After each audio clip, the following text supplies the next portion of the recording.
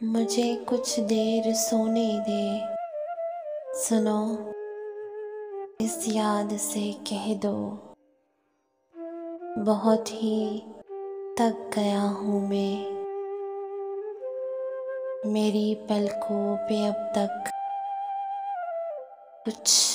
ادھورے خواب چلتے ہیں، تمہارے وصل کا ریشم میری نیندوں میں الجھا ہے، میرے آنسو تمہارا غم میرے چہرے پہ لکھتے ہیں، میرے اندر کئی صدیوں کے سناٹوں کا ڈیرا ہے،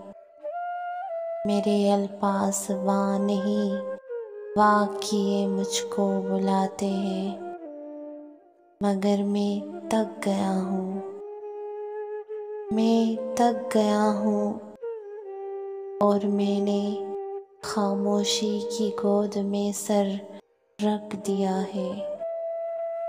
میں بالوں میں تمہارے ہجر کی نرم انگلیاں محسوس کرتا ہوں، میری پلکوں پہ جلتے خواب ہے براق کی صورت، تمہارے وصل کا ریشم میری نیندیں نہیں بنتی، میری آنکھوں میں جیسے تر کے موسم کا بسیرا ہے، مجھے اندر کے سناٹوں میں گہری نیند آئی ہے، سنو